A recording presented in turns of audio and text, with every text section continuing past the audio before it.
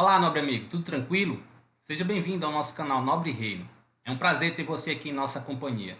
Se você ainda não faz parte da nossa família, se inscreva, ative o sino das notificações, deixe aquele like, compartilhe os nossos vídeos, beleza? E para você que já é veterano aqui no nosso canal, fique à vontade. Então, sem demora, simbora pro plano.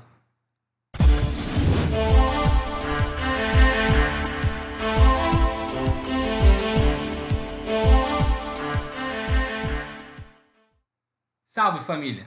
Pois bem, nesse trabalho eu vou mostrar como a física natural da água refuta novamente esse modelo ficcional da Terra bola molhada giratória no espaço. Beleza? Então, eu deixo aqui o meu forte abraço e que Deus nos abençoe. Somos nobres em um nobre reino. Até a próxima! It is part of the natural physics of water and other fluids to always find their level and remain flat. If disturbed in any way, motion ensues until the flat level is resumed. If dammed up, then released, the nature of all liquids is to quickly flood outwards, taking the easiest course towards finding its new level.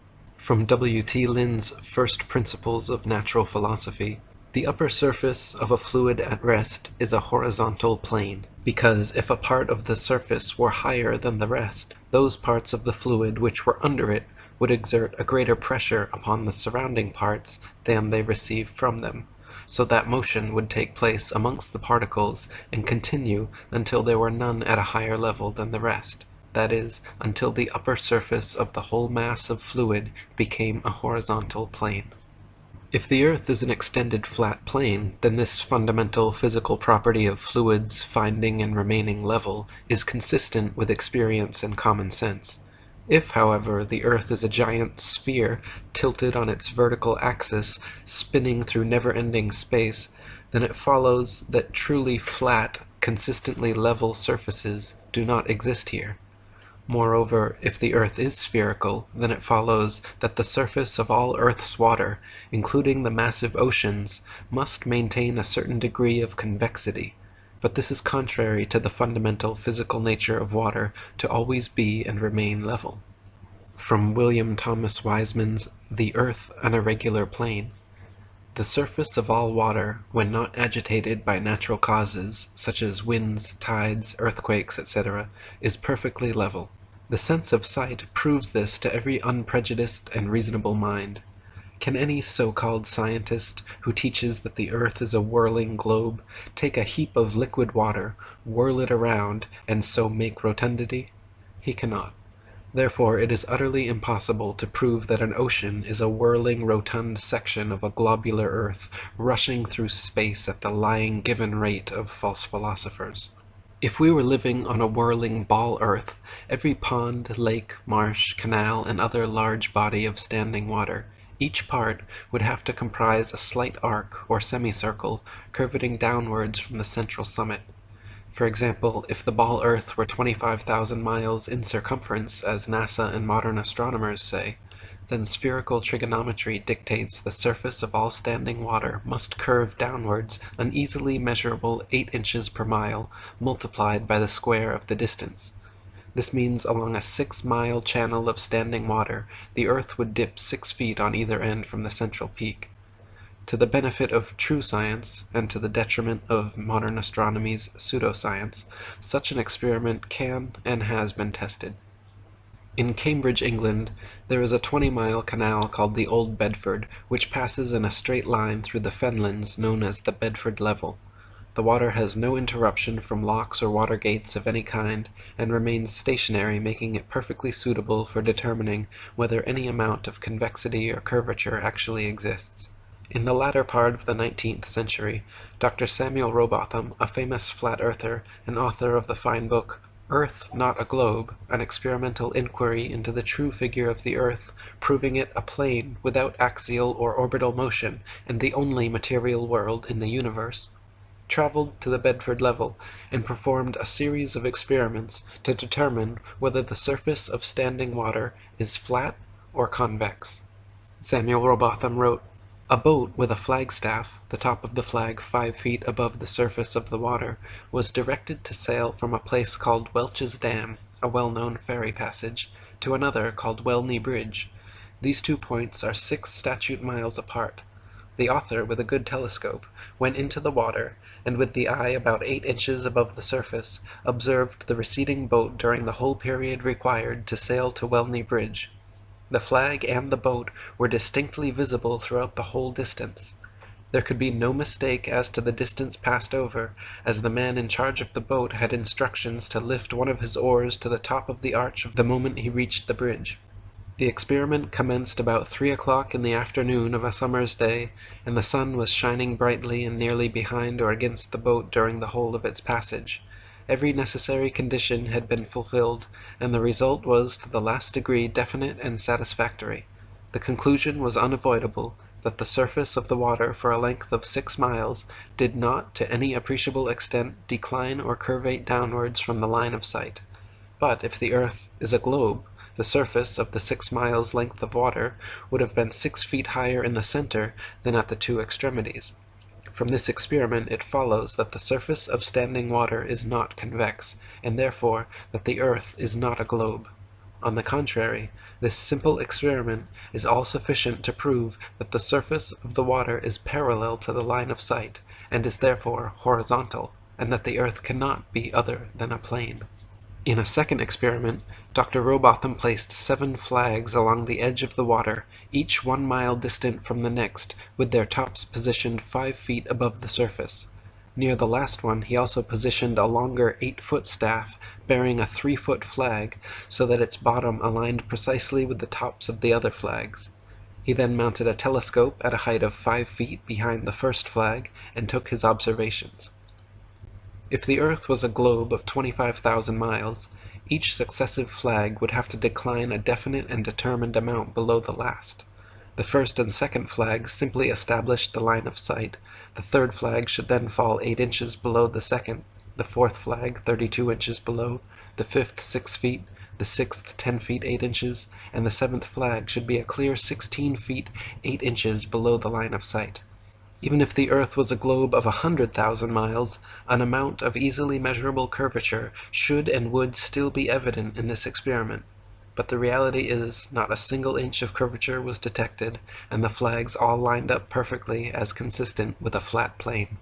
Dr. Rowbotham wrote, "The rotundity of the earth would necessitate the above conditions, but as they cannot be found to exist, the doctrine must be pronounced as only a simple theory, having no foundation in fact, a pure invention of misdirected genius, splendid in its comprehensiveness and bearing upon natural phenomena, but nevertheless mathematical and logical necessities compel its denunciation as an absolute falsehood." Dr. Rowbotham conducted several other experiments using telescopes, spirit levels, and theodolites, special precision instruments used for measuring angles in horizontal or vertical planes. By positioning them at equal heights, aimed at each other successively, he proved over and over the earth to be perfectly flat for miles without a single inch of curvature.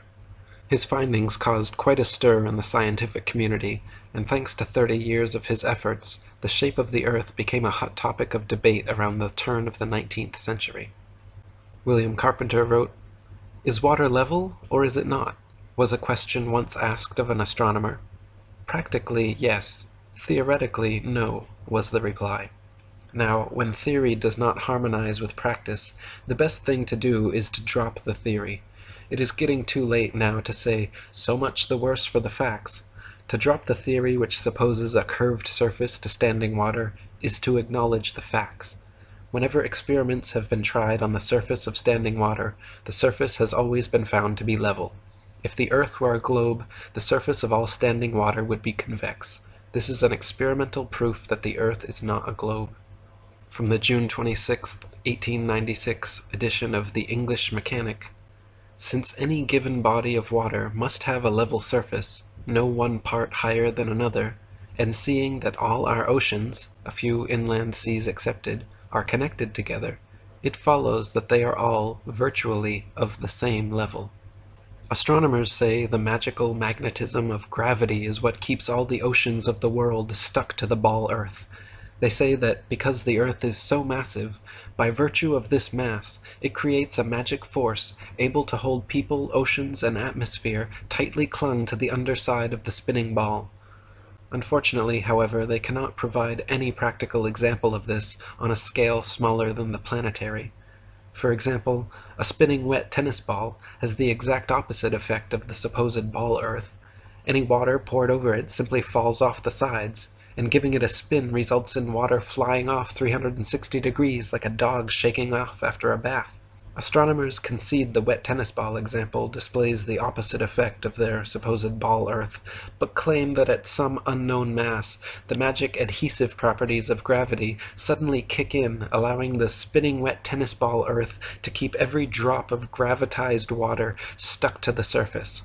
Again, their theory flies in the face of all practical evidence, but they've been running with it for 500 years, so why stop now? William Carpenter wrote, "If the Earth were a globe, rolling and dashing through space at the rate of 100 miles in 5 seconds of time, the waters of seas and oceans could not, by any known law, be kept on its surface.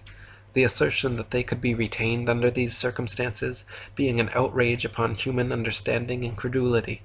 But as the earth, that is, the habitable world of dry land, is found to be standing out of the water and in the water of the mighty deep, whose circumferential boundary is ice, we may throw the statement back into the teeth of those who made it, and flaunt before their faces the flag of reason and common sense, inscribed with the proof that the earth is not a globe. In one portion of its long route, the great river Nile flows for 1,000 miles with a fall of only 1 foot. This is a feat which, of course, would be a sheer impossibility if the earth had spherical curvature. Many other rivers, including the Congo in West Africa, the Amazon in South America, and the Mississippi in North America, all flow for thousands of miles in directions totally incompatible with the supposed globularity of the earth as well." Thomas Winship wrote, "Rivers run down to the sea because of the inclination of their beds. Rising at an altitude above sea level, in some cases thousands of feet above the sea, they follow the easiest route to their level, the sea. The Parana and the Paraguay in South America are navigable for over 2,000 miles, and their waters run the same way until they find their level of stability where the sea tides begin. But if the world be a globe, the Amazon in South America, that flows always in an easterly direction, would sometimes be running uphill and sometimes down, according to the movement of the globe. Then the Congo in West Africa, that always pursues a westerly course to the sea, would in the same manner be running alternately up and down. When that point of the globe exactly between them was up, they would both be running up, although in opposite directions. And when the globe took half a turn, they would both be running down. We know from practical experiment that water will find its level, and cannot by any possibility remain other than level, or flat, or horizontal, whatever term may be used to express the idea. It is therefore quite out of the range of possibility that rivers could do as they would have to do on a globe." David Wardlaw Scott wrote, "Who ever heard of a river in any part of its course flowing uphill? Yet this it would require to do were the earth a globe. Rivers like the Mississippi, which flow from the north southwards towards the equator, would need, according to modern astronomic theory, to run upwards, as the earth at the equator is said to bulge out considerably more, or, in other words, is higher than at any other part. Thus the Mississippi, in its immense course of over 3,000 miles, would have to ascend 11 miles before it reached the Gulf of Mexico." And William Carpenter wrote, "There are rivers which flow east, west, north, and south. That is, rivers are flowing in all directions over the earth's surface, and at the same time. Now if the earth were a globe, some of these rivers would be flowing uphill and others down, taking it for a fact that there really is an up and down in nature, whatever form she assumes. But since rivers do not flow uphill, and the globular theory requires that they should, it is a proof that the earth is not a globe."